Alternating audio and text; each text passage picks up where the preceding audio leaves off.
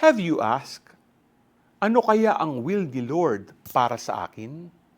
Or have you experienced the conviction na indeed, this is the will of the Lord for me, for us? Minsan, ang hirap sundin ng will niya, or worse, ang hirap ma-determine kung ano nga ba ang will ni Lord. Pero ang pagsunod pala dito ay pwede ring maihalintulad sa fear of the Lord na isa sa mga gifts of the Holy Spirit. Sa gospel ngayong araw, pati ang kalooban ng Diyos for another person ay tinanong ni Peter, at ano ang sagot niya? What concern is it of ours? You follow me.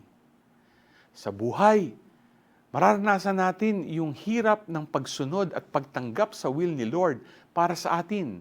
At minsan, pati will ni Lord sa iba, especially those dear to us, ay pinoproblema pa.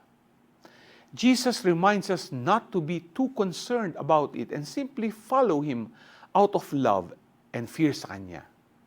Ito ngayon ang ating driving force upang humayo at umiwas sa kasalanan.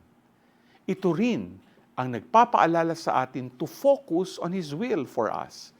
And in following Him, ikaw, are you ready to obey and focus on the will of the Lord for you? G ka ba?